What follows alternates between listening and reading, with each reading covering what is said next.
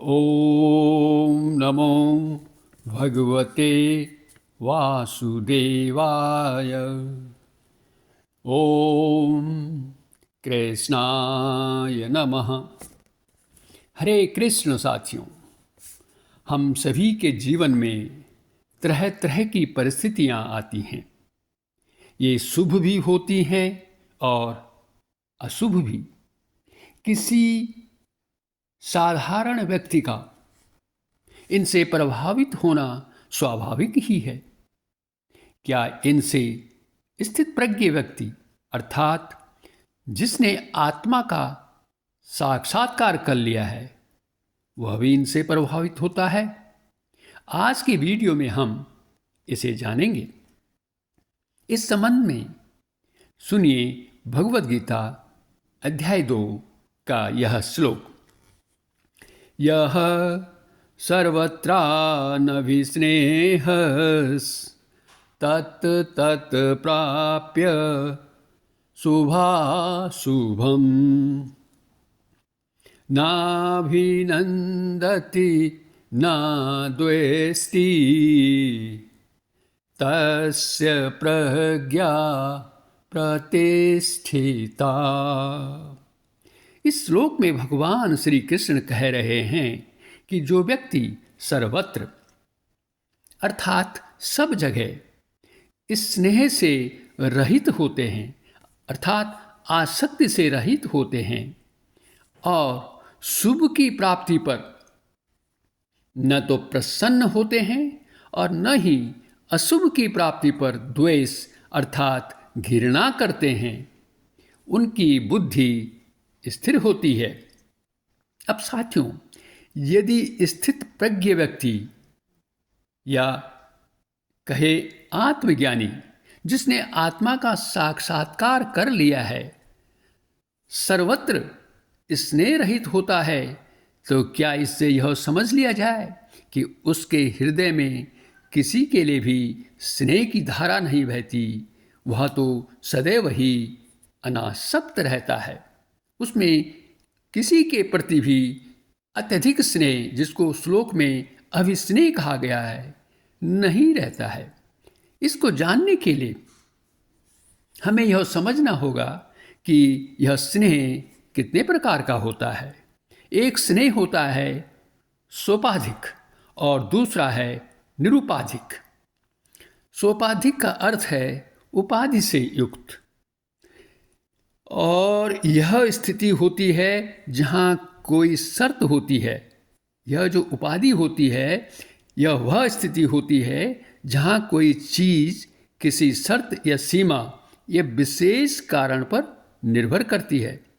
इस प्रकार का स्नेह उनमें होता है जिनमें मैंपन और मेरापन का भाव रहता है। यही तो यहाँ पर शर्त होती है कि यह उन्हीं से इसका प्रेम होता है, उन्हीं से इसकी आसक्ति होती है, उन्हीं से इसका स्नेह होता है जहाँ पर इसका मैंपन का भाव होता है या मेरापन का भाव होता है। ऐसा क्यों? क्योंकि इनकी बुद्धि जो होती है वो देहात्म होती है। देहात्म से तात्पर्य यह है कि ये अपने को आत्मा नहीं बल्कि शरीर मानते हैं। इसलिए ये अपने कहलाने वाले शरीर, इंद्रिया, स्त्री, पुत्र, मित्र, घर, धन आदि से अत्यधिक स्नेह करते हैं।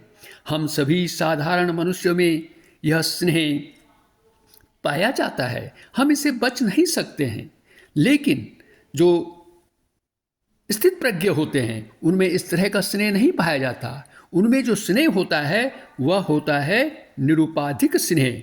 यह सभी उपाधियों से रहित होता है। इसमें न तो कोई शर्त होती है और न ही इसकी कोई सीमा होती है। इस प्रकार का यह जो स्नेह होता है यह आत्मा और परमात्मा से संबंधित रहता है। इन्हें किसी भी सीमा में नहीं बांधा जा सकता है।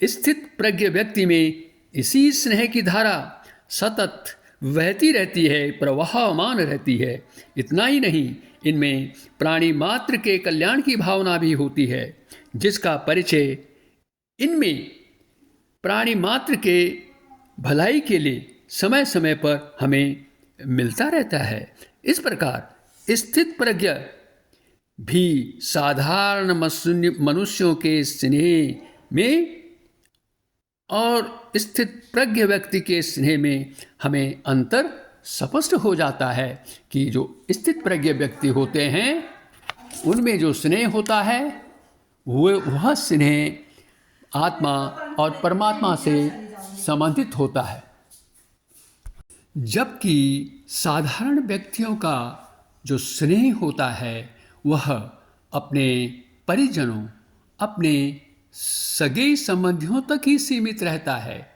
इनका यह स्नेह सब जगह अर्थात सर्वत्र सब सर्वत्र नहीं होता है।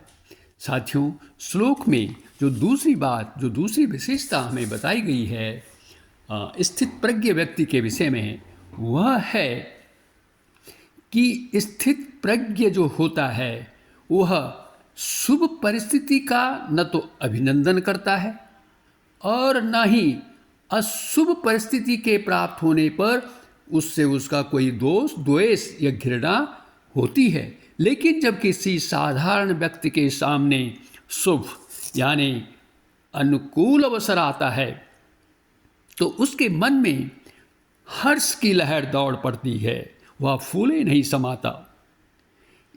इसके लिए वह उत्सव मनाने लगता है।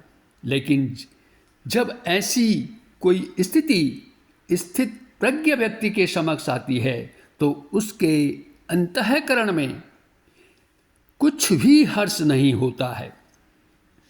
उसकी वाणी तो हर्ष के विभोर से शून्य रहती है।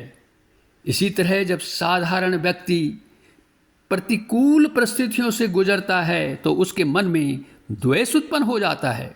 उसकी यह इच्छा रहती है कि यह परिस्थिति कब टले, अर्थात जल्दी से जल्दी समाप्त हो जाए।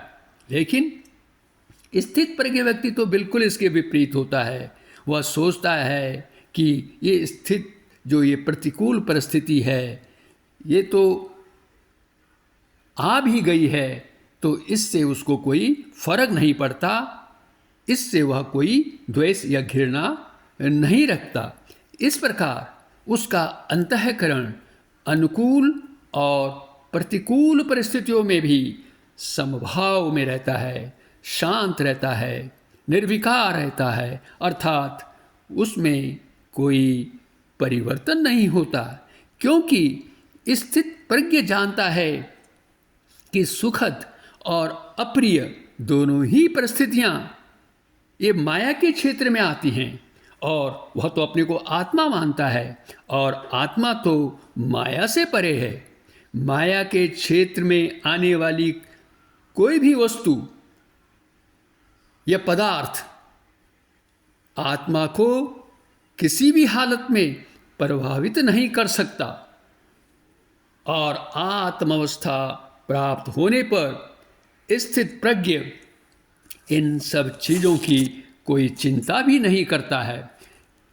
इस प्रकार यह स्पष्ट हो जाता है कि जो एक साधारण व्यक्ति है वह तो हमेशा जीवन भर इन परिस्थितियों का गुलाम बना रहता है, इन परिस्थितियों का दास रहता है। लेकिन स्थित प्रज्ञ व्यक्ति परिस्थितियों का तो स्वामी होता है।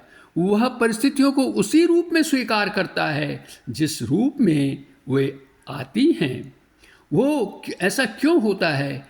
क्योंकि उसका जो मन होता है वो शांत रहता है, वह इन परिस्थितियों में भी संभाव में रहता है। और इसके अलावा जो सबसे बड़ी बात उसमें होती है, क्योंकि उसकी बुद्धि भगवान श्री कृष्ण में स्थिर रहती है।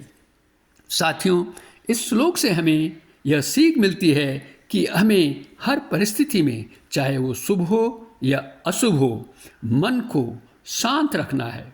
हमें परिस्थितियों का दास नहीं बनना है। अपने कर्तव्यों को हमें समर्पण भाव से निभाने हैं, करने हैं। अपने अंतःकरण में किसी के प्रति भी आसक्ति का भाव नहीं रखना है, चाहे वे अपने परिजन ही क्यों न हो। लेकिन बाह्य दृष्टि से सभी के साथ स्नेहपूर्ण ढंग से व्यवहार करना है, ताकि उन्हें यह नहीं लगे कि हम उनके प्रति आसक्त नहीं हैं, लेकिन अपने आंतरिक स्तर पर, अपने अंतःकरण में हमें बिल्कुल निरासक्त भाव, अनासक्त भाव को बनाए रखना है। कृपया इस वीडियो को लाइक करें, शेयर करें और इस चैनल को सब्सक्राइब भी करें। वीडियो देखने के लिए आपका बहुत बहुत धन्यवाद। अगले वीडियो में फिर मिलेंगे और जानेंगे कि स्थिर प्रज्ञ व्यक्ति कैसे बैठता है। पुनः धन्यवाद।